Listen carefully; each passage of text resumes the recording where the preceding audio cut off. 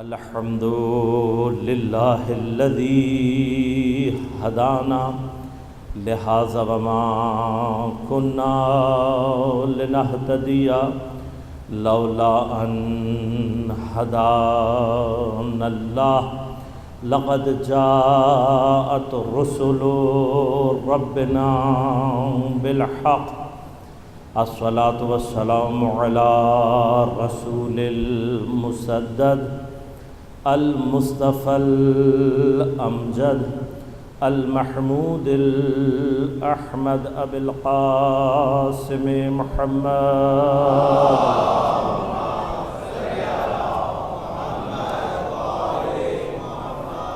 والصلاة والسلام على أسد الله الغالب غالب على كل غالب علي بن أبي طالب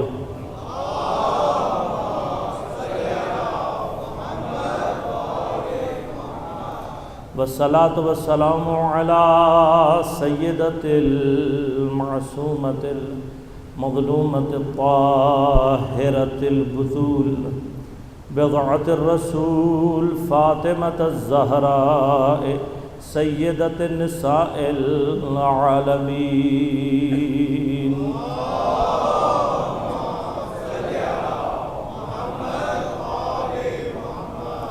والصلاة والسلام على الحسن المجتبى والحسين المظلوم وأهل بيته الطيبين الطاهرين المعصومين المظلومين المنتجبين المنتخبين ولعنة الله على أعدائهم أجمعين أما بعد قال الله تعالى في كتابه الكريم بسم الله الرحمن الرحيم ومن يعظم شعائر الله فإنها من تقوى القلوب صلوات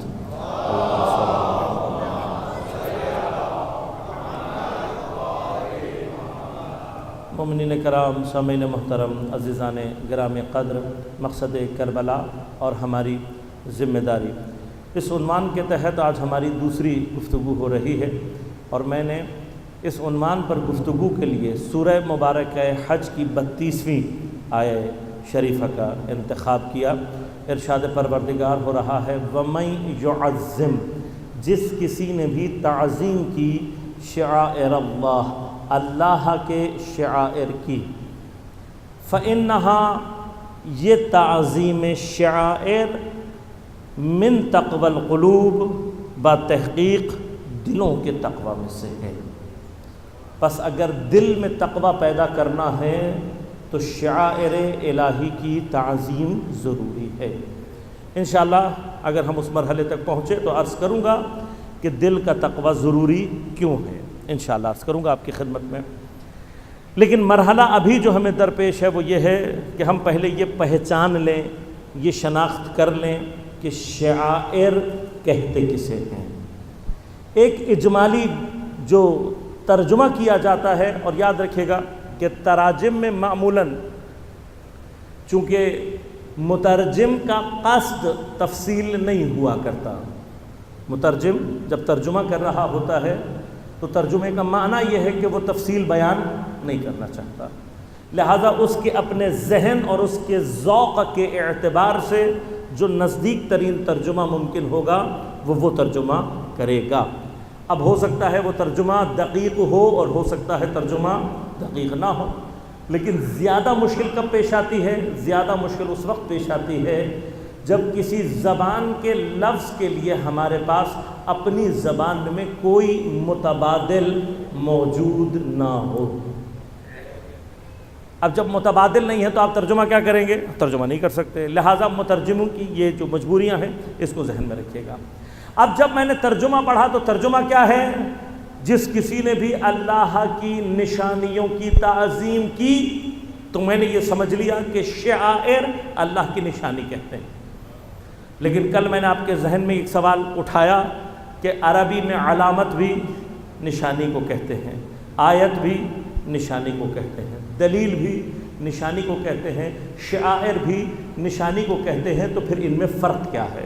جو ان کے اندر فرق ہے اسی سے ہماری اصل بحث ہے، اور انشاءاللہ ہم اسی فرق کو واضح طور پر بیان کر کے سلسلہ گفتگو کو آگے بڑھائیں گے۔ میں نے آپ کی خدمت میں کل عرض کیا تھا، اب میں گفتگو کو میں نے جہاں سے چھوڑا وہیں سے آگے شروع کر رہا ہوں۔ کل آپ کی خدمت میں عرض کیا کہ علامت اس نشانی کو کہتے ہیں جو ذات کا علم دے، ذات کا، کسی ذات کا علم جب مل جائے تو اسے علامت کہتے ہیں۔ لیکن اگر نشانی کی کیفیت یہ ہو کہ جب تک شے توجہ آپ نہیں کریں گے، قصد نہیں ہوگا، تو بغیر توجہ کے صاحب نشان تک آپ نہیں پہنچ سکتے، کیفیت ایسی ہو تو اسے کہتے ہیں آیت۔ جہاں پر شے اپنے وجود کو فنا کر کے صاحب نشان کا پتہ دے رہی ہو اسے دلیل کہتے ہیں۔ لیکن جہاں پر شعور کی منزلیں طے ہو رہی ہوں اس علامت کو شعائر کہتے ہیں۔ اب یہ شعوری منازل کیسے طے ہوتے ہیں یہ انشاءاللہ اپنے مقام پر گفتگو، لیکن اب ان کے درمیان یہ تو ایک اجمالی سی بحث ہو گئی، لیکن چند ایک مطالب بیان کر کے اور پھر گفتگو کو آگے بڑھاتا ہوں۔ میں نے کل عرض کیا کہ علامت کا لفظ اللہ کے ساتھ کہیں پر آپ کو نہیں ملے گا، نہ قرآن میں نہ احادیث میں، روایات میں کہیں پر بھی۔ کیوں؟ اس لیے کہ اس کی ذات کا علم نہ کسی کو ہو سکتا ہے اور نہ کوئی اس کی ذات کا علم دے سکتا ہے، وہ خود ہی اپنے آپ میں اپنی علامت ہے، اسے کسی علامت کی ضرورت نہیں ہے۔ لیکن علامت کیا کرتی ہے؟ علامت ذات کا پتہ دیتی ہے، ذات کا پتہ۔ میرے اندر اگر خدا نہ خواستہ بخار ہوگا تو اب میں بخار کو کیسے، ذات جو میرے اندر تپ کی ہے اسے میں کیسے دریافت کروں گا؟ میں نے ایک آلہ دریافت کیا جسے تھرمامیٹر کہتے ہیں۔ جب آپ تھرمامیٹر لگاتے ہیں، اب تھرمامیٹر کیا کرتا ہے؟ کیا تھرمامیٹر اس بخار کی کیفیت کو اپنے اندر جمع کر لیتا ہے؟ نہیں، بلکہ کیا کرتا ہے؟ وہ علامت بن جاتا ہے۔ اب جتنی علامت تھرمامیٹر پر آئے گی اتنے ہی میرے اندر جو تپش ہے اس کی کیفیت کو آپ سمجھ لیں گے۔ اب میں آپ سے سوال کرتا ہوں، کیا آپ نے اس تپش کو دیکھا؟ کیا آپ نے اس تپش کو سنا؟ کیا آپ نے اس تپش کو محسوس کیا؟ نہیں، ایک اور شے کے ذریعے سے آپ نے اس کی حقیقت کو دریافت کر لیا۔ اب علامت کیا کرتی ہے؟ علامت ذات تک پہنچاتی ہے، ذات تک۔ علامت کا کام کیا ہے؟ ذات تک پہنچانا۔ اب بحث بہت ہے، میں تفصیل میں نہیں جاؤں گا، بہت ساری بحث کی جا سکتی ہے علامتوں میں۔ آئمہ نے روایتوں میں بہت ساری چیزوں کی علامت بیان کی ہے، لیکن میں سب کی نہیں کروں گا کیونکہ مجھے ضرورت نہیں ہے۔ لیکن ایک مشہور اور معروف حدیث 11ویں امام علیہ الصلوۃ والسلام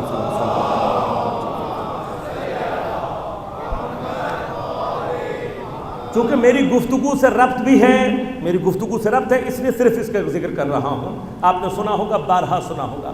امام نے فرمایا علامت المؤمن، مومن کی علامت 5 سنی ہوئی ہے روایت، بارہا سنی ہوئی ہوگی، تکرار کر رہا ہوں کیونکہ میں نے خاص مقصد کے لیے استعمال کرنا ہے اس کو آگے۔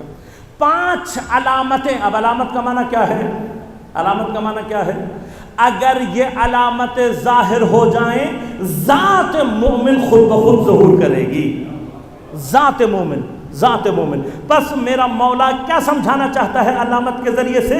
اگر تمہارے وجود سے یہ 5 علامتیں ظہور کر رہی ہیں تو اس کا مطلب یہ ہے کہ ایمان تمہاری ذات کے اندر کہیں نہ کہیں موجود ہے۔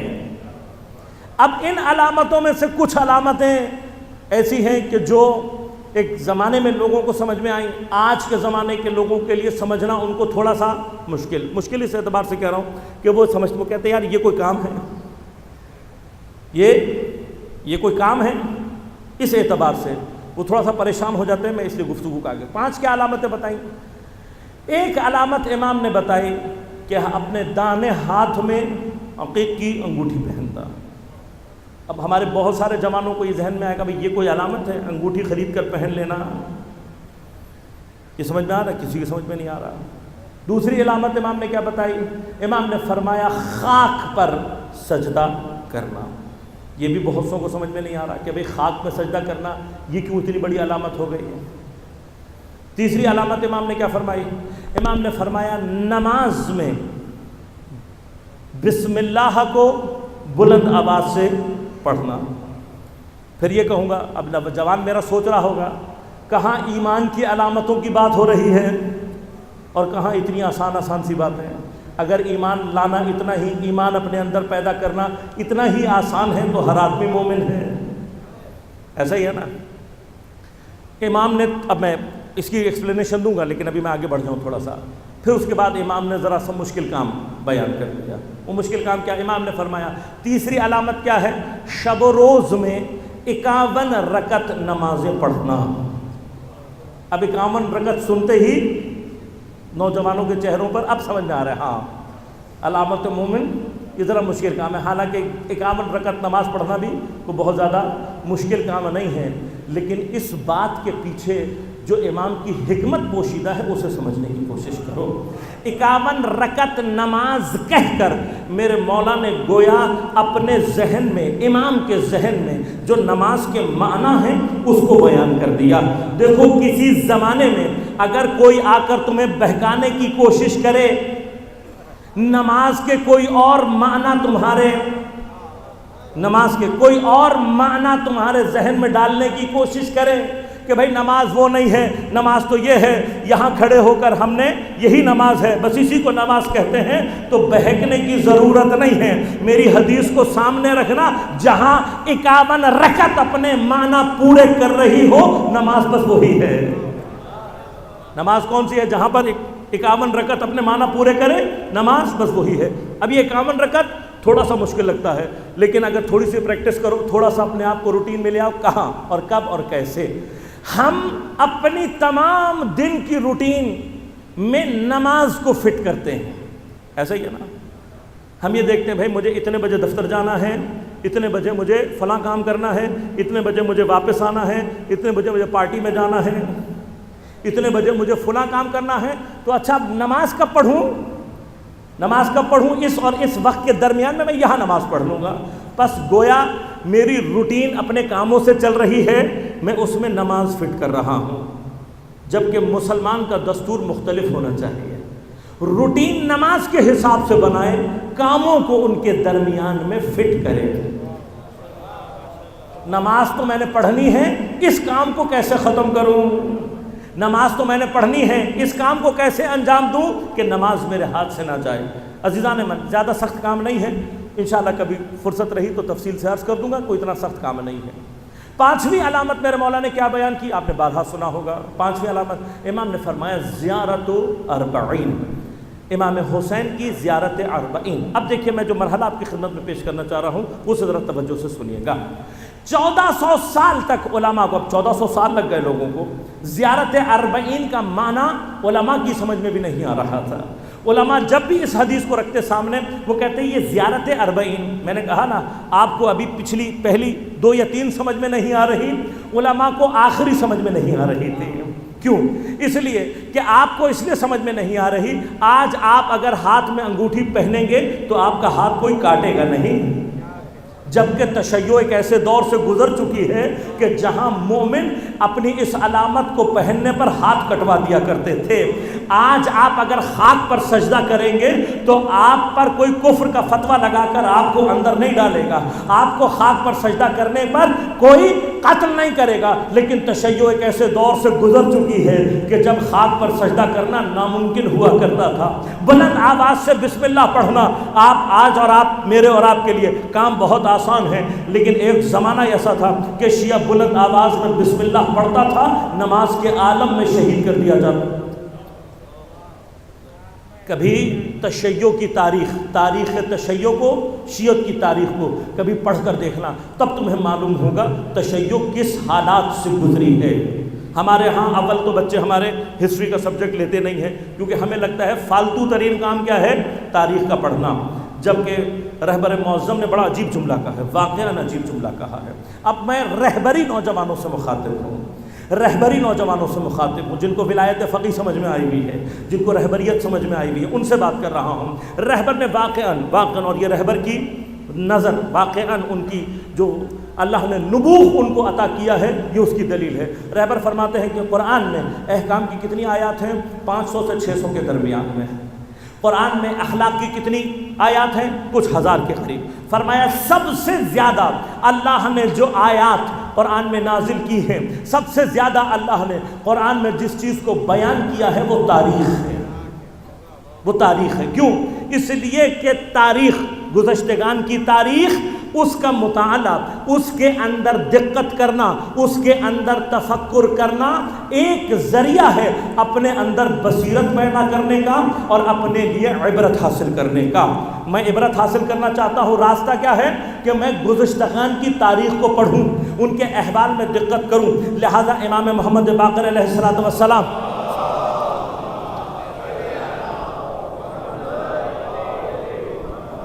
امام سے کسی نے پوچھا مولا وہ 1 گھنٹہ تفکر، وہ 1 گھنٹہ تدبر کہ جس کو عابد کی 70 سال کی عبادتوں سے زیادہ افضل، کتنی؟ 70 سال کی عبادتوں سے 1 گھنٹے کے تفکر اور تدبر کو افضل قرار دیا گیا ہے، وہ کون سا گھنٹہ ہے؟ وہ کون سا تدبر ہے؟ وہ کون سا تفکر ہے؟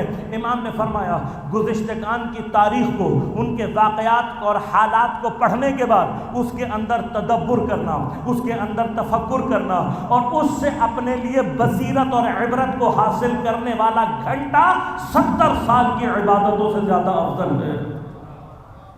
اب سمجھ میں آپ کو ہسٹری کسے کہتے ہیں؟ تو جب آپ کبھی ہسٹری پڑھیں اور ہسٹری کے مضمون میں آئیں اور تحقیقاتی سطح پر اپنے آپ کو پی ایچ ڈی کے مرحلے پہ لے کر جائیں تو اپنا موضوع کبھی تاریخ تشیع رکھیے گا، تب آپ کو پتہ لگے گا کہ یہ وہ واحد مسلک ہے، یہ وہ واحد مذہب ہے، یہ وہ واحد گروہ ہے کہ جس کی ابتدا میں یعنی پہلے 300 سال یا 400 سال کے اندر جو کتابیں لکھی گئی ہیں وہ صرف ہمارے قتل کے اوپر لکھی گئی ہیں، صرف ہمارے قتل کے مقاتل الطالبین، صرف اور صرف یہ پہلا مقتل ہے جو آل ابی طالب کے قتل کے اوپر لکھا گیا ہے۔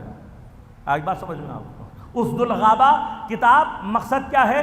جو تشیع کے اوپر ظلم اور ستم ہوئے ہیں ان کو جمع کیا ہے۔ جب ان میں جا کر آپ پڑھیں گے نا کہ تشیع کن حالات سے گزر کے آئی ہے، تب آپ کو پتہ لگے گا انگوٹھی ہاتھ میں پہننے کا مطلب کیا ہے، تب آپ کو پتہ لگے گا خاک پر سجدہ رکھنے کا مطلب کیا ہے، تب آپ کو پتہ لگے گا بلند آواز سے بسم اللہ پڑھنے کا معنی کیا ہے۔ لیکن 5ویں علامت کو سمجھنے میں ہمیں ٹائم لگ گیا۔ کیوں؟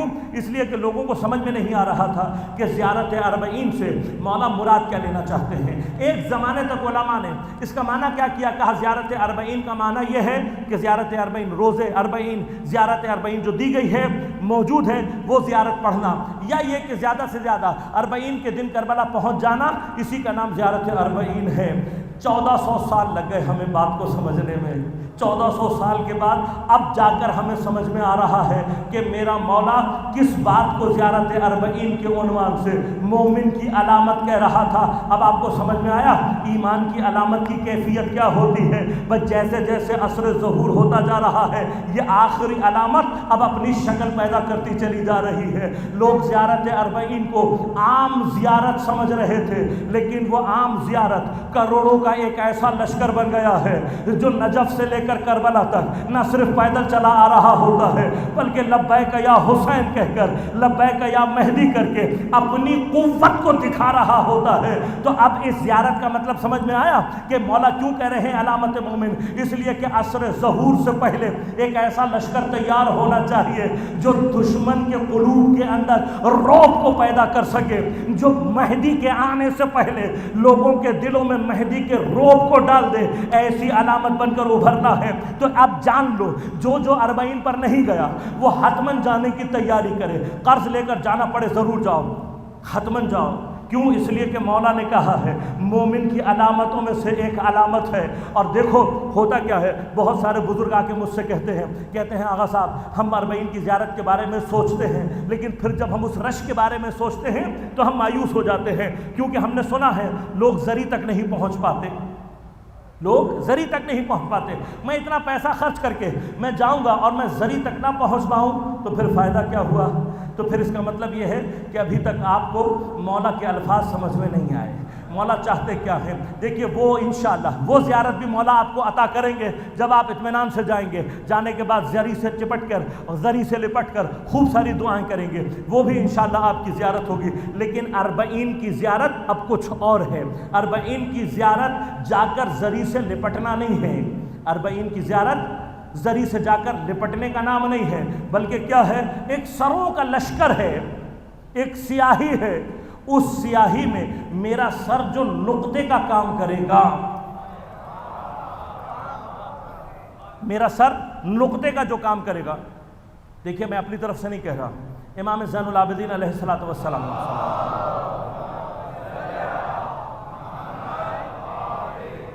امام کے پاس ایک شخص آیا، آنے کے بعد کہنے لگا مولا میں بہت معافی چاہتا ہوں، بہت معافی چاہتا ہوں۔ کہا مولا میں لشکر عمر سعد میں تھا، لیکن خدا کی قسم مولا میں نے کسی کو کوئی تکلیف نہیں پہنچائی، نہ میں نے کوئی پتھر مارا، نہ میں نے کوئی تلوار چلائی، نہ میں نے کوئی تیر، کچھ نہیں کیا مولا، بس میں اس لشکر کے درمیان میں تھا۔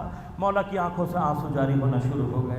کہا تو کہتا ہے تو نے کچھ نہیں کیا، لیکن تو اس لشکر کی سیاہی میں اضافہ کرنے کا باعث بنا، جس لشکر کی سیاہی سے ہمارے بچوں کے دلوں کے اندر روب پیدا ہو رہا تھا، ہمارے بچوں کے دلوں کے اندر خوف پیدا ہو رہا تھا، تو اس سیاہی کا حصہ بنا۔ تو اب بات سمجھ میں آ رہی ہے کہ بعض اوقات سیاہی میں اضافہ ہونا اگر وہاں گناہ ہے، تو یہاں پر آج جو سیاہی دشمن کے دل میں مہدی کا روب پیدا کر رہی ہے، جو سیاہی دشمن کے قلب میں مہدی کا خوف پیدا کر رہی ہے، بھئی یہ زیارت کچھ نہیں ہے، میں نے وہاں جانا ہے، اور جانے کے بعد اس سیاہی میں میرے سر کی حیثیت کیا ہوگی؟ صرف ایک سیاہ دھبا، صرف ایک سیاہ دھبا۔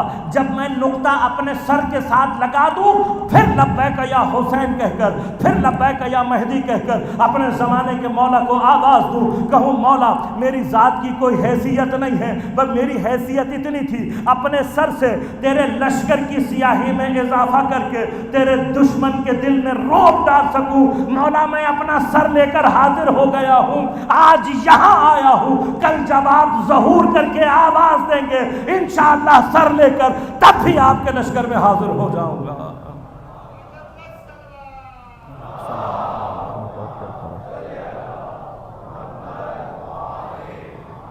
لہذا بس ایک مرحلہ اسی گفتگو سے متعلق، البتہ صرف اشارہ کر رہا ہوں، تفصیلی گفتگو انشاءاللہ خدا نے کبھی توفیق دی عرض کروں گا۔ وہ مرحلہ کس چیز کا ہے؟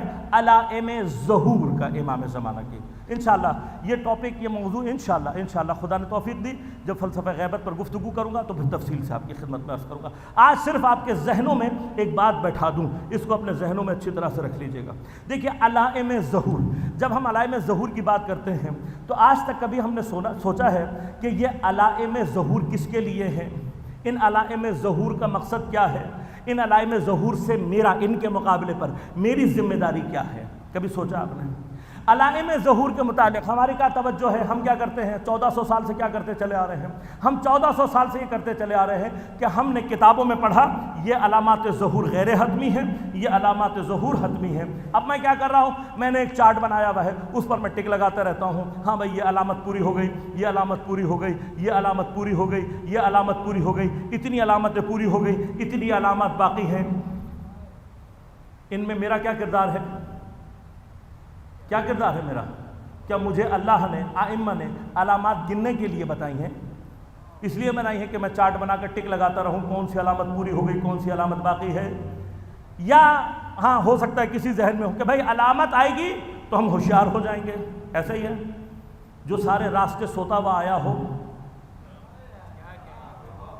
جس نے سارا سفر سوتے ہوئے طے کیا۔ دیکھیں ہم راستہ جب طے کرتے ہیں، راستے میں ہمیشہ علامت آپ کس کو بتاتے ہیں؟ کبھی غور کیا آپ نے؟ کہا آپ نے اپنے گھر کے لیے کبھی علامتیں بنا کے رکھی ہیں؟ کبھی ایسا ہوا کہ آپ نے اپنے گھر کے لیے علامت بنا کے رکھی ہو کہ بھئی یہ چیز آئے گی تو اس کے بعد میں لیفٹ ٹرن لوں گا، یہ درخت آئے گا تو اس کے بعد میں رائٹ ٹرن لوں گا، پھر اتنے قدم چلوں گا، اس کلر کا جب گیٹ نظر آئے گا تو میں سمجھ لوں گا کہ میرا گھر آ گیا؟ ایسے ہی ہوتا ہے؟ آپ اپنے گھر ایسے ہی جاتے ہیں کہ علامت آگے پیچھے ہو گئی تو پتہ لگا کسی اور کے گھر پہنچ گئے؟ ایسا ہوتا ہے؟ اپنے گھر کی جس کو راستہ معلوم ہو، جس کو راستہ معلوم ہو وہ کبھی بھی علامتوں کے چکر میں نہیں پڑتا، وہ کبھی علامتوں کے چکر میں نہیں پڑتا، اس کا مقصد اور ہدف صرف منزل پر پہنچنا ہوتا ہے، میں کتنی جلدی اپنی منزل پر پہنچوں یہ مہم ہوتا ہے، علامت آئے یا نہ آئے اس سے مجھے کوئی سروکار۔ دیکھیں علامت، اب میں نے عرض کیا نا، علامت کا مقصد کیا ہوتا ہے؟ کسی اور کو جس کو راستہ نہ پتا ہو اس کو دکھائی جاتی ہے، اس کو بتائی جاتی ہے علامت، ایسے ہی ہے نا، اس کے لیے ہوتی ہے۔ جو راستہ جانتا ہے اس کے لیے علامت ظہور کرے یا نہ کرے، بدل جائے کچھ اور ہو جائے، اسے فرق نہیں پڑتا۔ دیکھیے علامت کا مقصد کیا ہوتا ہے؟ میں آپ سے یہ کہوں کہ حضور آپ اس باہر اگر بارگاہ سے باہر نکلیں گے، فلاں دروازے سے باہر نکل کے آپ فلاں طرف مڑیں گے، مثلا رائٹ طرف مڑیں گے، لیفٹ طرف مڑیں گے، اتنے قدم چلنے کے بعد اتنا خطرناک گڑھا ہے، میں نے ساری علامتیں بتا دیں۔ کیا علامت بتانے کا مقصد یہ ہے کہ جب آپ اس علامت میں گر جائیں گڑھے میں تو اس کے بعد آپ کہیں ہاں بھائی مولانا نے صحیح کہا تھا یہاں پہ گڑھا ہے؟ غور کیا آپ نے کبھی؟ کیا علامت بتانے کا مقصد یہ تھا؟ علامت بتانے کا مقصد یہ ہے کہ جب گڑھے میں گر جائیں تو کہیے گا ہاں مولانا نے صحیح کہا تھا۔ بھئی ہو سکتا ہے آپ کو مولانا کی بات پر یقین نہ ہو، لیکن امام کی بات پر تو یقین ہوگا نا۔ امام کہہ دیں گے تو آپ کو یقین گھر سے ہی آئے گا، تو کیا کریں گے؟ پھر بھی گڑھے میں گریں گے؟ نہیں، آپ کہیں گے بھائی مولا نے علامت بتائی تھی، بتائی اسی لیے تھی کہ اس سے بچ کر چلنا ہے۔ تو امام نے علامتیں اس لیے نہیں بتائیں کہ میں اور آپ ٹک لگاتے رہیں، بلکہ علامت بتائی اس لیے تھی کہ دیکھو جب بھی ایسے آثار پیدا ہو رہے ہوں تو ہماری بتائی ہوئی علامت کا معنی یہ ہے کہ تم پہلے سے تیاری کر کے رکھنا، اپنے آپ کو اعلیٰ آمادہ رکھنا۔ آمادہ رکھو گے تو کیا ہوگا؟ جب کوئی علامت سر اٹھا رہی ہوگی، گرچہ وہ علامت ہم نے جو بتائی ہوگی اس کے آثار خطرناک ہو سکتے ہیں، اگر تم آمادہ نہیں ہوگے۔ لہذا امام نے کیا کہا؟ امام نے کہا جب ہمارے قائم کا ظہور ہوگا، سفیانی خروج کرے گا۔ کہاں سے خروج کرے گا؟ شام سے خروج کرے گا۔ 3 یا 4 لشکر ہوں گے، آپس میں لڑیں گے، لڑنے کے بعد سفیانی کا لشکر جیت جائے گا، جیتنے کے بعد شام میں حکومت قائم کرے گا، اس کے بعد عراق پر حملہ کرے گا، عراق پر حکومت کرے گا، اس کے بعد شیعوں کا قتل عام کرے گا۔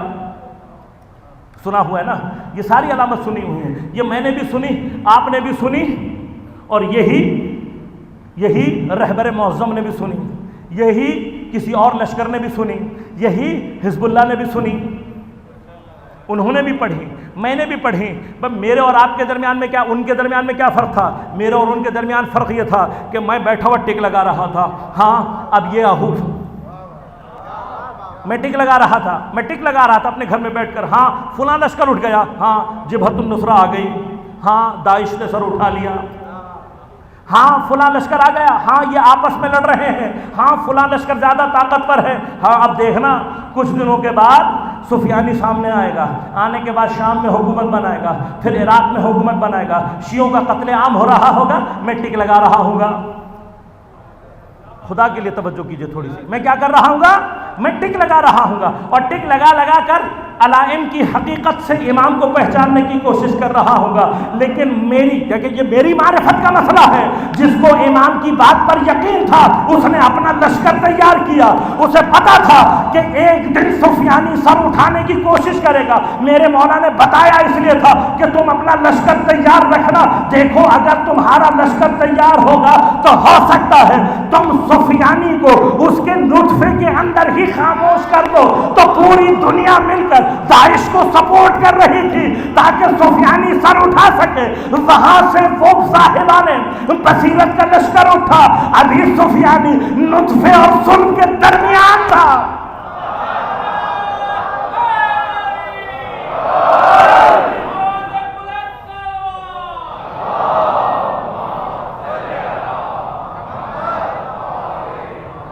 اب تمہیں سمجھ میں آیا شیطان بزرگ کیوں اتنا پریشان بیٹھا ہوا ہے، کیوں اتنا پریشان بیٹھا ہوا ہے؟ سفیانی کا انتظار تو وہ بھی کر رہا تھا، لیکن اسے معلوم نہیں تھا امام کے صاحبان بصیرت اس طریقے سے ماریں گے سفیانیوں کو، دوبارہ سر اٹھانے کی ہمت نہیں کر سکے گا۔ لہذا عزیزان من، علائم کے انتظار میں بیٹھنے کی ضرورت نہیں ہے، یہ علامتیں تو ان کے لیے بیان کی گئی تھی جن کو امامت پر اعتماد نہیں ہے، جن کو امامت پر یقین ہے، ان ان کو اپنا راستہ ظہور کی طرف رکھنا چاہیے، ہدف ظہور امام ہونا چاہیے۔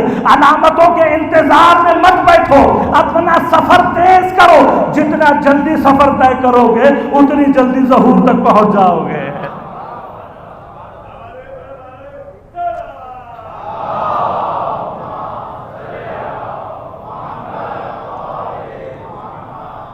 لہذا یاد رکھیے گا، علامت ان کے لیے ہوتی ہے جو راستے سے آشنا نہ ہو۔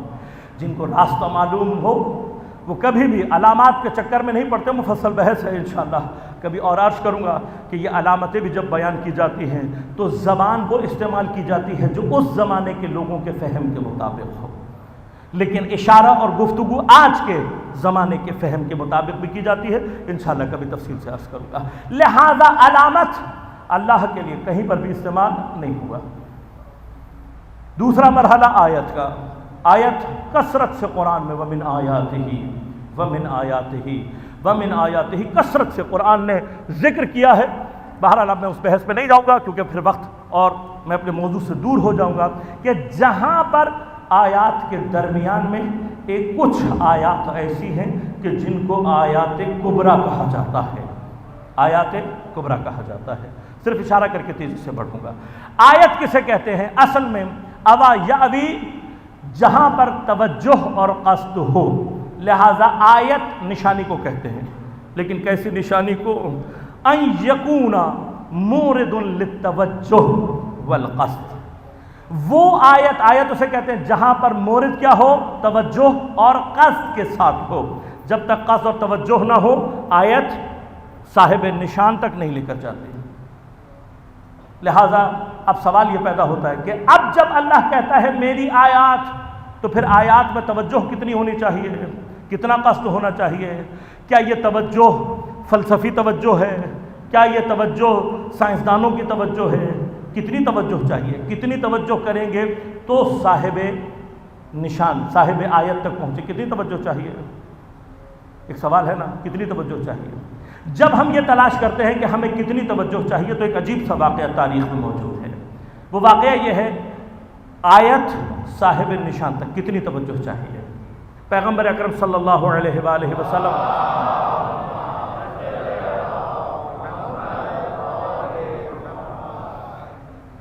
پیغمبر اکرم ایک مرتبہ کسی جگہ داخل ہوتے ہیں تو آپ دیکھتے ہیں ایک بوڑھی سی عورت، بوڑھی عورت چرخہ چلا رہی۔ واقعہ آپ نے سنا ہوا ہے، میں صرف مثال دے کر اور آگے بڑھوں گا۔ واقعہ آپ نے سنا ہوا ہے، چرخہ کاٹ رہی ہے بوڑھی عورت۔ پیغمبر اکرم نے اس کے پاس ٹھہر کر سلام کیا اور کہا، مادر گرامی، آپ کے پاس اللہ کے وجود کی کوئی دلیل ہے؟ اللہ کے وجود کی کوئی دلیل آپ کے پاس ہے؟ دیکھیے بہت غور کیجیے، یہاں پر اللہ نے اب اس واقعے میں ہر لازمت، ہر چیز جو اللہ کی طرف سے ہو رہی ہے وہ مشخص ہے، معین ہے، حادثات نہیں ہیں، واقعات ہیں۔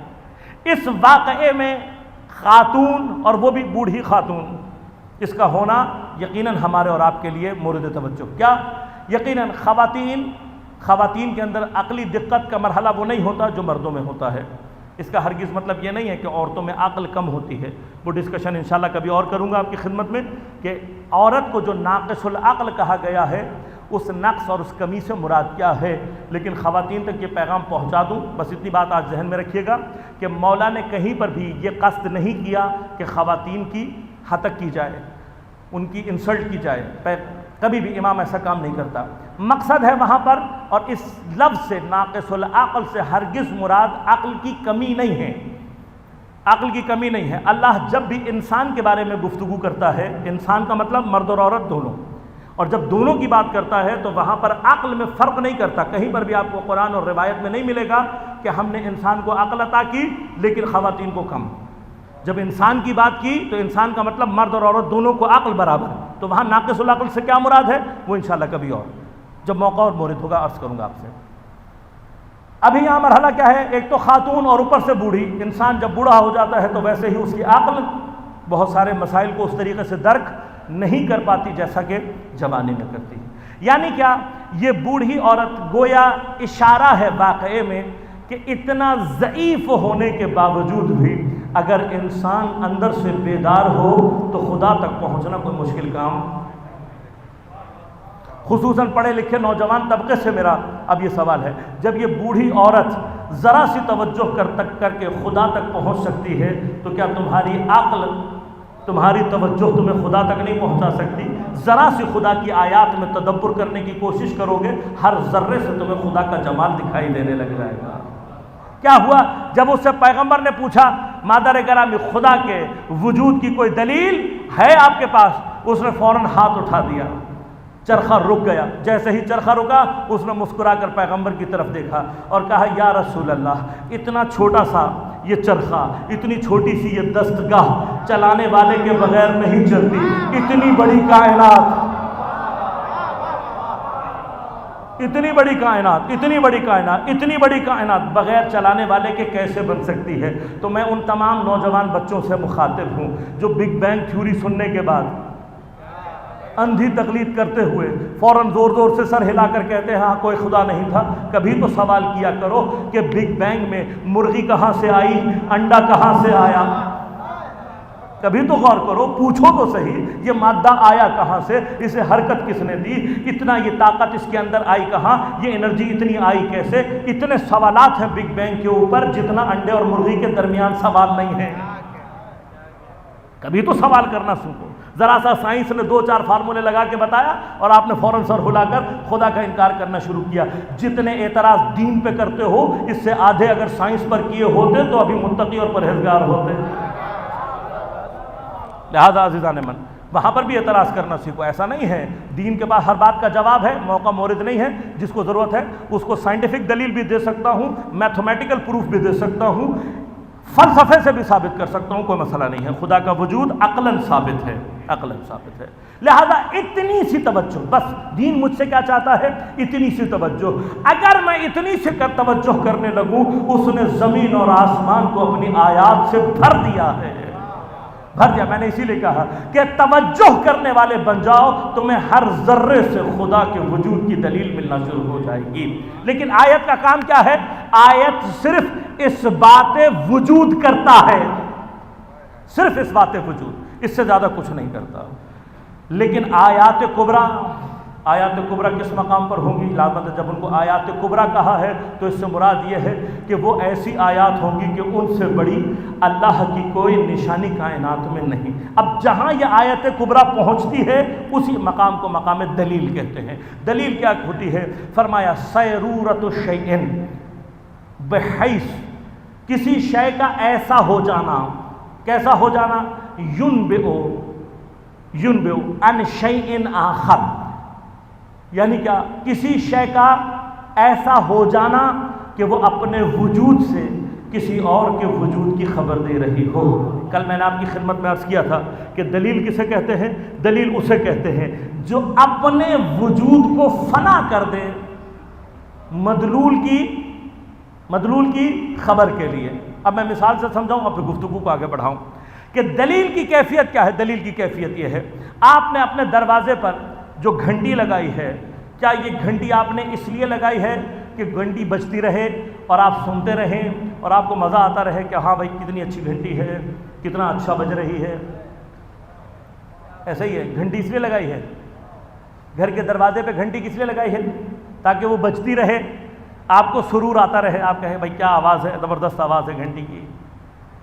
بہت سو کو تو یہ بھی یاد نہیں ہوگا، بہت سو کو تو یہ بھی یاد نہیں ہوگا کہ میرے گھر کی گھنٹی کی آواز کیسی ہے، یہ بھی یاد نہیں ہوگا کہ گھر کی گھنٹی کی آواز کیسی ہے۔ کیوں؟ اس لیے کہ اس آواز نے آنے والے کی خبر دینے کے لیے اپنے وجود کو فنا کر دیا، خود اس کا اپنا کوئی مقصد نہیں ہوتا، وہ آنے والے کی خبر دے رہی ہوتی ہے۔ صبح اگر ذرا سی دیر ہو جائے ہڑبڑا کر اٹھتے ہیں، بھئی وقت کیا، اب گھڑی نہیں دیکھ رہے، کیا کرتے ہیں؟ فوراً پردہ ہٹاتے ہیں، پہلے دیکھتے ہیں سورج کی کرن نظر آ رہی ہے یا نہیں، سورج تلاش نہیں کرتے، کرن نظر آ جائے، کرن نظر آ جائے تو پھر سورج ڈھونڈنے کی ضرورت باقی، کیونکہ کرن اپنا وجود فنا کر دیتی ہے سورج کی خبر دینے کے۔ اپنے وجود کو فنا کر دے، جو اپنے وجود کو فنا کر دے کسی کی خبر دینے کے لیے، اسے کیا کہتے ہیں؟ دلیل۔ اب دلیل کے عربی میں دو عام معنی اور بھی ہیں، دو عام معنی میں استعمال ہوتی ہے۔ اگر انشاءاللہ خدا آپ سب کو توفیق دے، آپ عراق کی زیارات پر جائیں یا مکہ اور مدینہ کی زیارات سے مشرف ہوں، تو اگر دو چیزیں، آپ کو اگر نقشہ چاہیے ہوگا تو آپ کیا پوچھیں گے؟ آپ پوچھیں گے این الدلیل، این الدلیل، نقشہ کہاں ہے؟ اگر آپ کو گائیڈ چاہیے ہوگا تو بھی آپ کیا سوال کریں گے؟ تب بھی آپ یہ سوال کریں، کہیں گے این الدلیل۔ یعنی عربی میں دو معنی اور، گائیڈ اور نقشے کے لیے۔ اب یہاں یہیں سے ایک مطلب آپ کی خدمت میں عرض کروں اور آج کے لیے گفتگو تمام۔ آپ کے پاس میں نقشہ، خزانے کا نقشہ آپ کو پکڑا دوں اور اس کے بعد کہوں بھائی اس میں غلطی کا امکان ہے، خزانے کا ہوگا لیکن غلط ہو سکتا ہے، کتنے لوگ نقشہ لیں گے؟ کوئی بھی نہیں لے گا۔ کہ ایسے خزانے کا کیا فائدہ کہ جس کا راستہ ہی نہ معلوم ہو؟ اگر ایسے خزانے نکلنے لگے تو ہم روزانہ زمین میں ایک جگہ گڑھا کھودیں کہ شاید یہاں سے نکل آئے، ایسا خزانہ کوئی نہیں ڈھونڈتا۔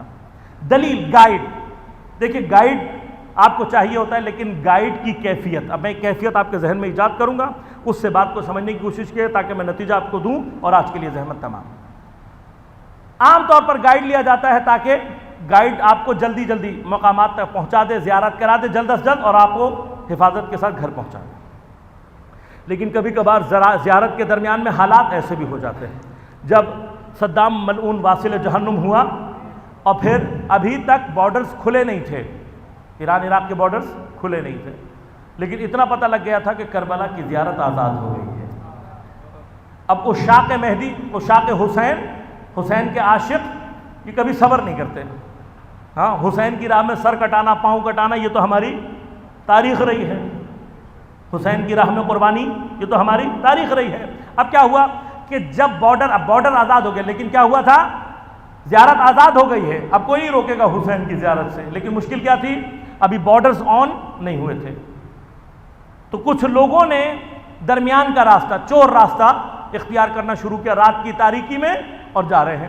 لیکن مسئلہ کیا تھا؟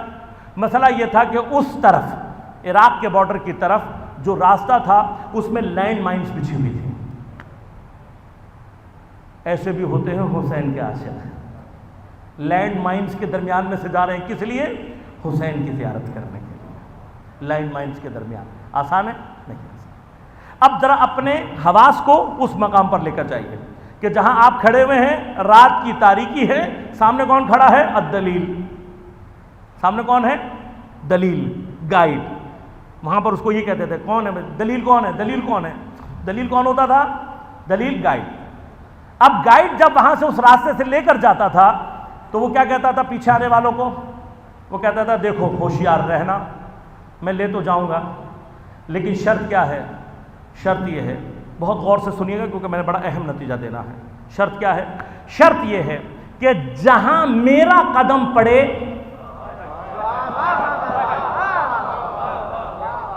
جہاں میرا قدم پڑے، پاؤں تم نے وہیں رکھنا۔ کیوں پتہ ہے؟ بتانے کی ضرورت ہے۔ تم نے پاؤں ادھر سے ادھر کیا، نہ تم بچو گے نہ میں بچوں گا۔ لہذا کس شرط پہ لے کے جاؤں گا؟ جہاں میں پاؤں رکھوں وہیں پر پاؤں رکھنا۔ خوب، اگر آپ کو یہ بات سمجھ میں آ گئی، اب میں آپ سے ایک سوال کرتا ہوں، پورے عالم اسلام سے سوال کر رہا ہوں، جو میری بات سن رہا ہے اس سے سوال کر رہا ہوں کہ اگر اس موقع پر، اب میں بات اشاروں سے زیادہ آگے نہیں کر سکتا، آگے سب کچھ آپ کے فہم کے اوپر ہے، ٹھیک ہے، آپ کے اپنے فہم پر ہے۔ اب اگر میں اس مقام پر کوئی بہت بوڑھا سا ایک دلیل لے آؤں، ایک رہنما، ایک گائیڈ لے آؤں بوڑھا سا، اور کہوں بھائی یہ صاحب بہت بوڑھے ہیں لیکن بہت مخلص آدمی ہیں، یہ بہت بوڑھے لیکن بہت مخلص آدمی ہیں، بہت اچھے آدمی ہیں، ان کی نیت میں کوئی شک نہیں ہے، لیکن عین ممکن ہے یہ کوئی غلطی کر جائیں، یہ کوئی غلطی کر جائیں، یہ بہت پرانے ساتھی ہیں، یہ بہت پرانے ساتھی ہیں، لیکن ہو سکتا ہے کہ یہ کوئی غلطی کر جائے۔ کتنے لوگ ان کے پیچھے جائیں گے؟ ہے کوئی بھی نہیں جائے گا۔ کیوں؟ کیونکہ پتہ ہے کہ اس نے غلطی کر دی، نہ اس طرف جانے کے رہیں گے اور نہ واپس آنے کے رہیں گے۔ کیا ہوگا اگر ایک، میں کہوں بھائی زیادہ نہیں، زیادہ نہیں، بہت اچھے ہیں، بڑے متقی آدمی ہیں، بڑے پرہیزگار آدمی ہیں، ان کے اخلاص میں کوئی شک نہیں ہے، لیکن مشکل کیا ہے؟ غلطی کا امکان ہے 1%، زیادہ نہیں کرتے، کبھی کبھار بہکتے ہیں، کبھی کبھار بہکتے، زیادہ نہیں بہکتے۔ کتنے لوگ جانا چاہیں گے؟ کوئی ایک بھی نہیں جانا چاہے گا۔ کیوں؟ اس لیے کہ وہاں جان خطرے میں ہے، وہاں جان خطرے میں ہے۔ اگر 1% غلطی کا بھی امکان دیا اور اس نے غلطی کی تو جان ہاتھ سے جائے گی۔ اب آپ کو سمجھ میں آیا ہم ایمان کے راستے میں معصوم کس لیے طلب کرتے ہیں؟ ہم کیوں کہتے ہیں رہنما معصوم ہونا چاہیے؟ اس لیے کہ جس سے تم نے 1% کی غلطی دی، یہاں پر جان جانے کا خطرہ ہے، وہاں ایمان جانے کا خطرہ ہے۔ جس کو جان پیاری ہوتی ہے وہ یہاں عصمت طلب کرتا ہے، جس کو ایمان بچانا ہوتا ہے وہ وہاں معصوم طلب کرتا ہے۔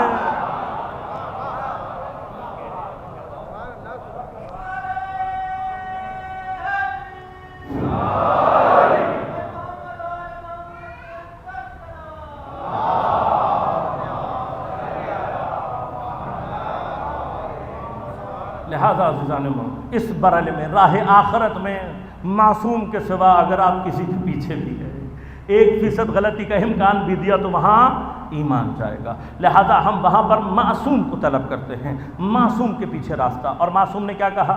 جہاں میرا قدم پڑھے وہاں قدم رکھنا ہے۔ اسی وجہ اب تم جتنی مرضی مجھے دلیلیں دے دو، کو یہ دلیل ہے، فلاں دلیل ہے، فلاں روایت ہے، لیکن میں نماز ویسے ہی پڑھوں گا جیسے میرے امام نے پڑھی ہے۔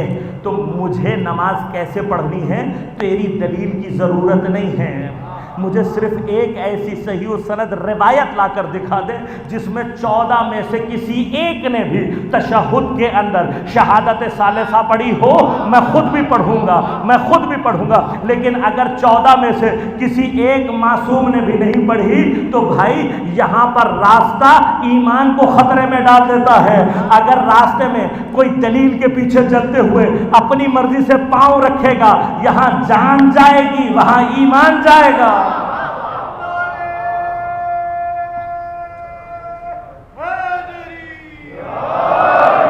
لہذا عبادات میں اسی لیے عبادات کو دلیل سے نہیں سمجھا جاتا، معصوم کی سیرت سے سمجھا جاتا ہے، معصوم نے جس طریقے سے کیا۔ اب آخری مرحلہ بس گفتگو کا، اور کل انشاءاللہ گفتگو کو میں یہیں سے طے کروں گا۔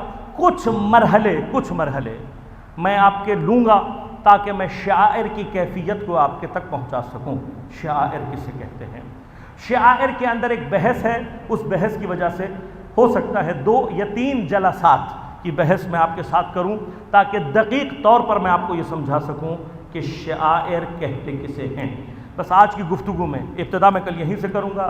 شعائر کا اصل مادہ شعرا ہے، شین عین ر۔ علامہ مصطفی اپنی کتاب میں لکھتے ہیں کہ مفردات القرآن میں کہ الاصل فی هذه المادہ شعرا هو الدقہ واللطافت۔ شعرا کہاں استعمال ہوتا ہے؟ وہاں پر استعمال ہوتا ہے کہ جہاں پر لطافت اور دقت اردو میں کچھ اور معنی، لیکن یہ لفظ میں استعمال کروں گا، اس کو آپ اس معنی میں ہی لیجئے گا جو عربی میں ہے۔ عربی میں دقت کہتے ہیں باریکی اور نزاکت کو۔ عربی میں دقت نظر سے کیا مراد ہوتی ہے؟ دقت نظر سے مراد آنکھوں کا تھکنا نہیں ہوتا، بلکہ دقت نظر سے کیا مراد ہوتی ہے؟ نظر کے اندر باریکی اور لطافت کا پایا جانا۔ لہذا شعرا کا مادہ جہاں کہیں پہ بھی عربی میں استعمال ہوتا ہے، اصل کیا ہے اس کی؟ لطافت، باریکی، دقت۔ چند ایک اشارے کر دوں اور پھر گفتگو کو انشاءاللہ کل یہیں سے آگے کروں گا۔ ہمارے بدن میں جتنے بھی ظاہری اعضاء پائے جاتے ہیں، ان میں سے انسان کے ظاہری اعضاء کی بات ہو رہی ہے، ان ظاہری اعضاء میں بال کو عربی میں شعر کہتے ہیں، شین عین ر۔ شعر کیوں کہتے ہیں؟ اس لیے کہ ہماری باڈی کے، ہمارے جسم کے ظاہری اعضاء میں سب سے زیادہ لطیف اور باریک عضو ہمارا بال ہے۔ عربی کی فصاحت اور بلاغت آپ کو سمجھ میں آ رہی ہے؟ لفظ بیکار نہیں ہوتے عربی میں۔ شعر، بال کو شعر کیوں کہتے ہیں؟ بالوں کو شعر اس لیے کہا جاتا ہے کہ ہمارے بدن کا سب سے زیادہ باریک اور لطیف حصہ بال ہوتے ہیں۔ لہذا اب میں گفتگو کو یہاں سے کل شروع کروں گا کہ پھر اگر شعر میں یہ لطافت پائی جاتی ہے تو پھر شعر کسے کہتے ہیں، شعار کسے کہتے ہیں، شعیرہ کسے کہتے ہیں، اور یہ جو لفظ شعائر ہے یہ اصل میں کس کی جمع ہے، یہ گفتگو ہے۔ یقیناً اس کے لیے 2-1 جلسات کی ضرورت ہمیں پڑے گی، لیکن انشاءاللہ جو مطالب آپ کی خدمت میں عرض کروں گا وہ مرتبط بھی ہوں گے اور اگر خدا نے چاہا تو مفید فائدہ بھی۔ 2 محرم الحرام ہو چکی، آج میرے مولا کا کربلا کے اندر ورود، کربلا میں حسین کا ورود، وہ بستی جو 8 دنوں کے لیے کربلا کی سرزمین پر لگائی جا رہی ہے۔ کربلا وہ سرزمین ہے کہ روایات میں ملتا ہے کہ کوئی نبی اس سرزمین سے دکھ اور تکلیف اٹھائے بغیر رد نہیں ہوا، اور جب بھی کسی نبی کو اس منزل سے گزرتے ہوئے تکلیف پہنچی تو اس نے سوال کیا، پروردگار اس سرزمین پر تکلیف پہنچنے کا مقصد ہر نبی کے لیے حسین کی مصیبت کو بیان کیا گیا۔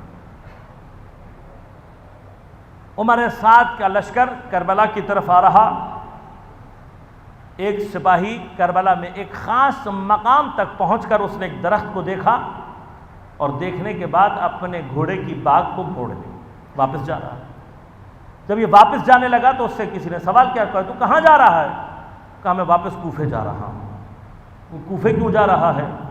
کہا خدا کی قسم میں امیر المؤمنین کے ساتھ صفین کی جنگ میں تھا، واپس آتے ہوئے جب ہم یہاں سے گزرے اور ہمارا پڑاؤ یہاں پر ہوا، میں نے اسی درخت کے نیچے امیر المؤمنین کو زمین پر بیٹھ کر اس زمین پر سے خار اور کانٹے صاف کرتے ہوئے دیکھا۔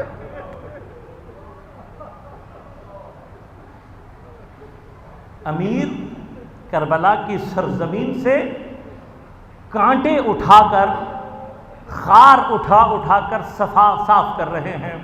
کہا اور ساتھ ساتھ امیر روتے جا رہے ہیں، آنکھوں سے آنسو۔ خدا جانے کس مہمان کی آمد پر، کس مہمان کی آمد کے لیے علی زمین کو صاف کر رہے ہیں۔ خدا جانے کن قدموں کے کانٹے نہ لگ جانے کے خوف سے علی زمین صاف کر رہے ہیں۔ کسی نے پوچھا یا علی کانٹے کیوں اٹھا رہے ہیں؟ بس یہ پوچھنا تھا۔ میرے مولا کی آنکھوں سے آنسوؤں کی شدت میں اضافہ ہو گیا۔ رو کر میرے مولا نے کہا ہا ہنا واللہ مقتل الرجالنا، خدا کی قسم ہمارے مردوں کا مقتل یہی سرزمین بنے گی۔ ہاں ہنا واللہ، ہاں خدا کی قسم یہی وہ جمع ہے، مسفک الدماء، نہ یہی وہ جگہ ہے کہ جہاں پر ہمارا خون بہایا جائے گا۔ ہاں ہنا واللہ، یہی وہ جگہ ہے کہ جہاں پر مذبح اطفالنا، جہاں پر میرے بچوں کو ذبح کیا جائے گا۔ ہاں ہنا واللہ، خدا کی قسم یہی وہ زمین ہے، محل قبورنا، کہ جہاں پر ہماری قبور کو بنایا جائے گا۔ امیر نے پیشن گوئی کی، یہاں پر اس منزل پر پہنچ کر حسین کا جو مرکب ہے وہ ایک مرتبہ ٹھہر گیا۔ حسین کی سواری آگے کی جانب حرکت نہیں کر رہی۔ امام نے ایک اور گھوڑا منگوایا، گھوڑے کو تبدیل کیا، لیکن گھوڑا آگے کی جانب نہیں بڑھ رہا۔ بعض روایت کے مطابق امام نے 7 گھوڑوں کو تبدیل کیا، لیکن سواری آگے بڑھنے سے انکار کر رہی۔ بس جب یہ منظر آیا تو ایک مرتبہ امام گھوڑے سے اترے اور اترنے کے بعد حکم دیا، کہا عباس اطراف میں جو آبادی ہے اس کے افراد کو بلا کر لے کر آؤ۔ افراد کو بلایا گیا۔ بلانے کے بعد امام نے بہت ساری باتیں ہیں، لیکن امام نے پوچھا اس سرزمین کا نام کیا ہے؟ کسی نے کہا اس زمین کو قادسیہ کہتے ہیں، کسی نے کہا اس زمین کو غازریہ کہتے ہیں، کسی نے کہا اس زمین کو نینوا کہتے ہیں، کسی نے کہا اس زمین کو طف کہتے ہیں۔ ایک بہت بوڑھا سا آدمی آگے بڑھا اور کہا یا حسین میں نے اپنے بزرگوں سے سنا ہے اس زمین کو کربلا کہتے ہیں۔ کربلا کا نام سننا تھا۔ ایک مرتبہ امام حسین علیہ السلام نے فرمایا اللہم اعوذ بک من الکرب والبلاء، پروردگار میں تیری پناہ چاہتا ہوں کرب اور بلا سے۔ اس کے بعد کہا عباس اس سرزمین کے اوپر خیموں کو لگا دو، خیموں کو لگا دیا گیا۔ عزیزان من، کبھی میں تصور کرتا ہوں آج جب کربلا میں خیمے لگ رہے ہوں گے اور خیمے لگنے کے بعد بیویوں کو سواریوں سے اتارا جا رہا ہوگا تو چاروں طرف محرم ہی محرم ہوں گے، چاروں طرف اپنے ہی لوگ ہوں گے۔ بڑے اطمینان کے ساتھ بیویاں نیچے اتری ہوں گی، بڑے اطمینان کے ساتھ بیویوں نے خیموں میں اپنے اپنے خیموں کو راہ لی ہوگی، اطمینان کے ساتھ دلوں میں اطمینان ہوگا کیونکہ چاروں طرف محرم ہی محرم ہیں۔ لیکن 11 محرم کی صبح ایک مرتبہ اور ادھر سے ہی راستہ گزارا جائے گا، اسی مقام سے اونٹوں کو گزارا جائے گا۔ جب اونٹوں کو گزارا جائے گا تو بیویاں اپنے آپ کو اونٹوں سے گرا دیں گی، اونٹوں سے گرانے کے بعد لیکن کیفیت کیا ہوگی؟ نہ سروں پر چادر ہوگی، نہ مخنا ہوگا، چاروں طرف نہ محرم ہی نہ محرم ہوں گے۔ حسین نے بستی 8 دن کے لیے کربلا میں بسا دی۔ کون لے کر آیا ہے کربلا تک؟ جو کربلا تک لے کر آیا ہے اسے تاریخ میں حر بن یزید الریاحی کہتے ہیں۔ حر کو بھیجا تھا کہ حسین کو ان کا راستہ روکا جائے، لیکن کچھ منزل قبل کربلا سے جب حر کا لشکر امام کے لشکر کے سامنے پہنچا تھا تو حر کے لشکر کی کیفیت یہ تھی کہ حر کے لشکر کے افراد پیاس سے مرنے کے قریب ہو چکے تھے۔ جانوروں کی حالت بھی کیا تھی کہ جانوروں کی زبانیں پیاس کی شدت سے باہر کی طرف لٹک رہی تھی اور جانور بھی پیاس کی شدت سے مرنے کے قریب ہو چکے تھے۔ امام نے ایک منزل پہلے پانی کا ذخیرہ کیا تھا، لہذا امام نے حضرت عباس کو کوئی بات نہیں کی، ابھی کوئی ملاقات نہیں ہوئی ہے، کوئی بات نہیں ہوئی، امام نے کہا فوراً سب کو پانی پلایا جائے۔ تاریخ نے کیا کہا؟ سارے لشکر کو پانی پلایا گیا، پھر سارے جانوروں کو پانی پلایا گیا۔ اس کے بعد دوبارہ امام نے حکم دیا، کہا عباس ان کے سموں کے اوپر بھی پانی ڈالو، ان کے جانوروں کے سموں کے اوپر بھی پانی ڈالو تاکہ گرمی کی شدت میں کمی آ جائے۔ میں کہوں گا مولا آپ واقعاً سخی ہیں، آپ کی سخاوت میں کوئی شک نہیں ہے، لیکن آج ان کو اتنا پانی کیوں پلا رہے ہیں؟ اتنا پانی کیوں پلا رہے ہیں؟ تو شاید پلٹ کر میرا مولا یہی کہے گا 10 دن کے بعد جب میں 6 مہینے کے اصغر کے لیے انہی لوگوں سے پانی کا سوال کر رہا ہوں گا تو شاید ان کے درمیان کوئی غیرت مند ایسا بھی ہو جسے یاد آ جائے کہ حسین نے ہمیں کتنا پانی پلایا تھا، شاید میرے اصغر کو کوئی تھوڑا سا پانی دے دے۔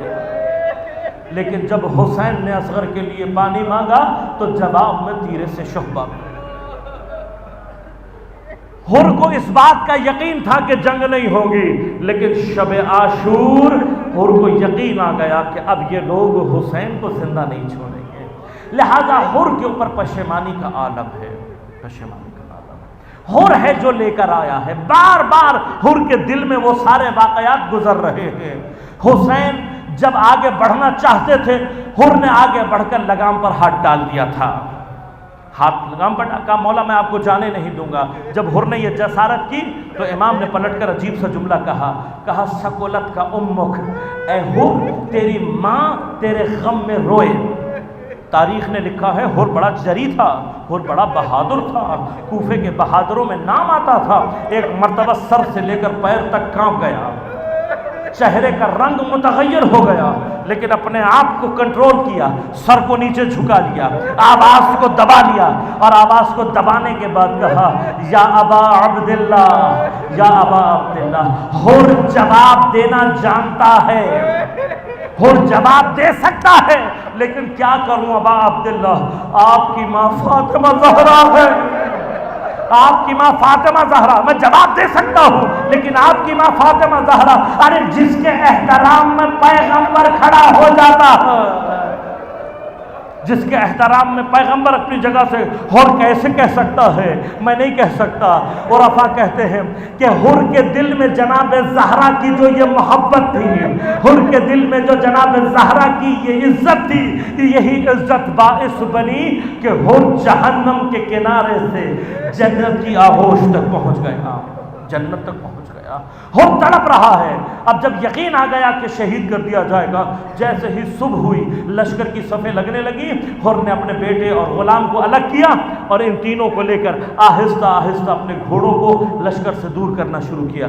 کسی نے پوچھا حر کہاں جا رہے ہو؟ کہا اپنے گھوڑوں کو پانی پلانا چاہتا ہوں۔ لیکن دیکھنے والے نے حر کے جب چہرے کو دیکھا تو کہا حر تیرا چہرہ کچھ اور کہہ رہا ہے، تیرا چہرہ کچھ اور کہہ رہا ہے۔ اس نے کہا حر میں نے تجھے کبھی ایسی حالت میں نہیں دیکھا، خدا کی قسم اگر مجھ سے کوئی کوفہ کے بہادروں کے نام پوچھے سب سے پہلے میں تیرا نام لکھوں گا، لیکن آج تیرا چہرہ کچھ اور کہہ رہا ہے۔ حر نے بس اتنا جواب دیا، میں خود کو جنت اور جہنم کے درمیان دیکھا۔ لیکن حر نے جنت کا فیصلہ کر لیا تھا۔ کچھ دور جانے کے بعد جناب حر نے اپنے بیٹے اور غلام کے ساتھ امام کے لشکر کی طرف جانا شروع کیا۔ اب یہاں سے امام کے سپاہی دیکھ رہے ہیں کہ 3 افراد دوڑتے ہوئے گھوڑوں پر لشکر کی طرف آ رہے ہیں۔ یہاں جیسے ہی انہوں نے آمادہ ہونا چاہا، دیکھا انہوں نے ایک مرتبہ اپنے کمربندوں کو کھولا، اپنی تلواروں کو زمین پر پھینک دیا، پھر اس کے مرتبہ بعد اپنے خود کو سر سے اتارا، زمین پر پھینک دیا، اس کے بعد اپنے ہاتھوں کو بلند کر کے اپنے گردن کے پیچھے غلاموں کے انداز میں رکھ کر اور امام کے فوج کی طرف آنا شروع کیا۔ یہ منظر دیکھ کر جناب حبیب نے کہا ٹھہر جاؤ، ان کو نزدیک آنے دو۔ جیسے ہی وہ نزدیک آئے، تڑپ کے ایک مرتبہ اپنے آپ کو گھوڑوں سے گرایا اور ایک مرتبہ غلاموں کے سے انداز میں امام حسین کی طرف آنا شروع کیا۔ جب یہ امام حسین کے نزدیک پہنچے تو عزاداروں جانتے ہو امام نے کیا کہا؟ جب حر نے سلام کیا، امام نے سلام کا جواب دینے کے بعد پوچھا کون آیا ہے؟ امام نے پوچھا کون آیا ہے؟ میں کہوں گا مولا آپ تو جانتے ہیں یہی تو حر ہے جو آپ کو اور آپ کے بچوں کو کربلا لے کر آیا ہے۔ کیا آپ حر کو جانتے نہیں ہیں؟ لیکن شاید میرا مولا کی طرف سے جواب یہ آئے، وہ حر جو گنہگار تھا اور تھا، اب یہ توبہ کر کے آ رہا ہے۔ میں نہیں چاہتا کہ میں کہوں ہاں حر تو آیا ہے، وہی حر جو ہمیں یہاں لے کر آیا، نہیں، میں اپنے ساتھی کی آنکھوں میں ندامت نہیں دیکھنا چاہتا، میں کون ہے کہہ کر یہ کہنا چاہتا ہوں کہ تم جب بھی توبہ کرو گے حسین تمہارے ماضی کو فراموش کر دے گا۔ میں کہوں گا مولا میرے زمانے کا امام، میرے مولا تمہارا جب توبہ کرنے والے کے ماضی کو بھلا دیتا ہے، مولا میرے پاس دامن میں کچھ نہیں ہے، تمہیں تمہاری جدہ کا واسطہ دے کر میں بھی توبہ کر رہا ہوں، مولا میری توبہ کو قبول کر کے میرے گنہگار ماضی کو فراموش کر دینا۔ اور پہنچ گیا امام کی خدمت میں، پہنچ کر توبہ کر رہا ہے۔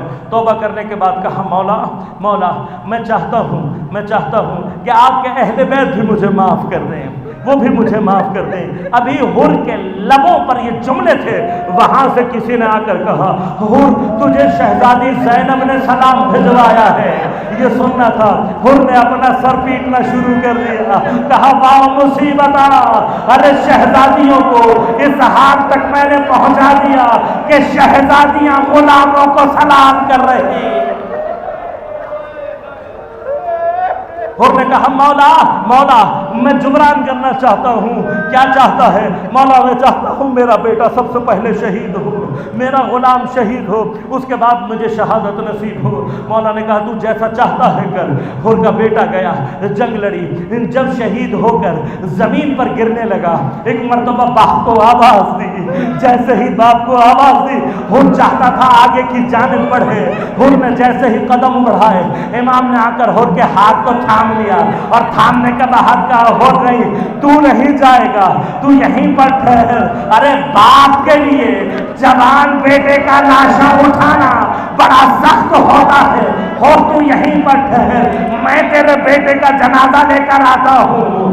میرا مولا گیا، جوان بیٹے کا جنازہ لے کر آیا، اور سے آ کر کہا اور ہم تجھے تسلیت پیش کرتے ہیں، ہم تجھے جوان بیٹے کی شہادت پر تسلیت پیش کرتے ہیں۔ میں کہوں گا اور تیرا نصیب ہے، اور تیرا نصیب ہے، امام نے تیرے بیٹے کا جنازہ اٹھا لیا، لیکن عصر عاشور دیکھ رہا، ارے حسین کے ہاتھوں پر جوان بیٹے کا لاشا، حسین کی آغوش میں بیٹے کا لاشا ہوگا۔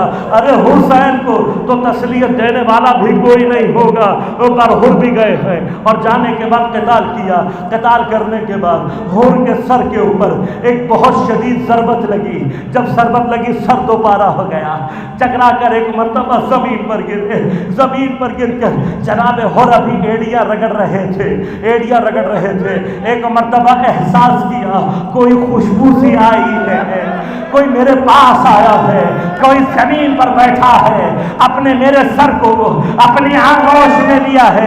اور نے پکار کر کہا کون آیا ہے؟ اور تیرا مولا حسین تیرے سرانے آیا ہے۔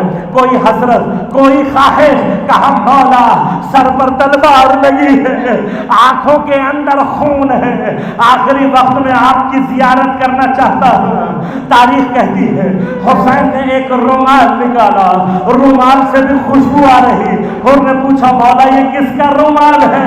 کہا یہ میری ماں زہرا کا رومال ہے، اور میں تیری آنکھوں کو صاف کر رہا ہوں، اور میں تیری پیشانی پر اپنی والدہ کا رومال باندھ رہا ہوں۔ ایک مرتبہ تڑپ کر کہا یا حسین قیامت میں آپ کی جدہ کا سامنا کرنا پڑے گا، مولا کہیں شرمندگی نہ ہو جائے۔ کہا ہو رومال اسی لیے باندھ رہا ہوں، زہرا کی علامت ساتھ لے کر تو دنیا میں بھی آزاد، آخرت میں بھی آزاد۔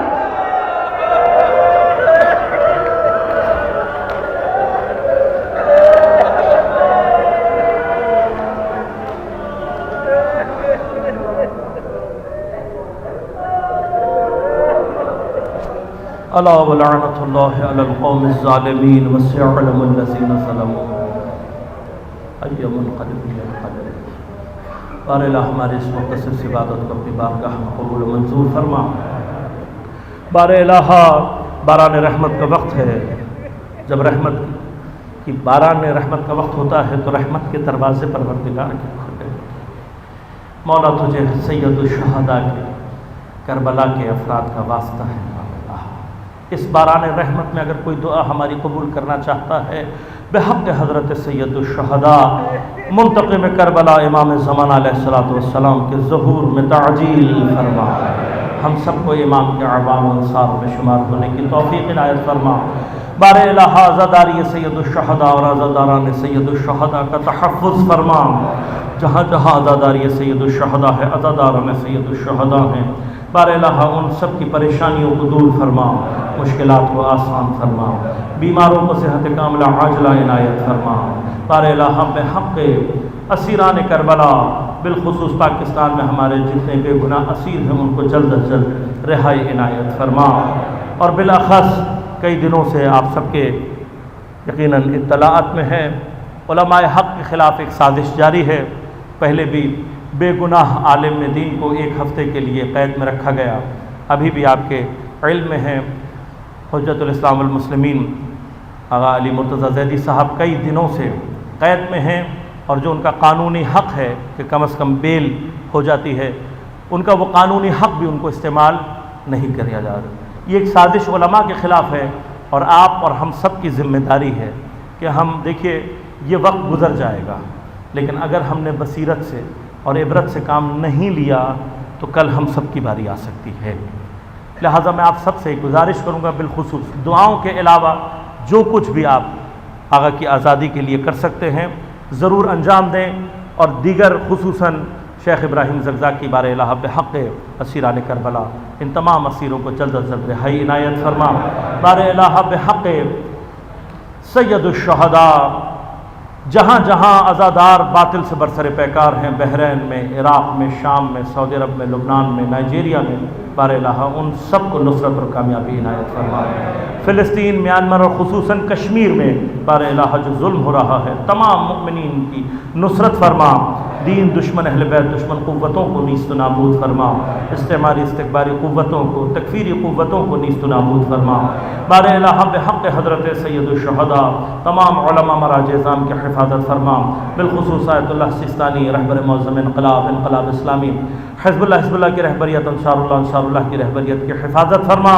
ہم سب کو امام زمانہ کے اعوان انصار میں شمار ہونے کی توفیق عنایت فرما۔ ربنا تقبل منا انک انت السمیع العلیم برحمتک یا ارحم الراحمین۔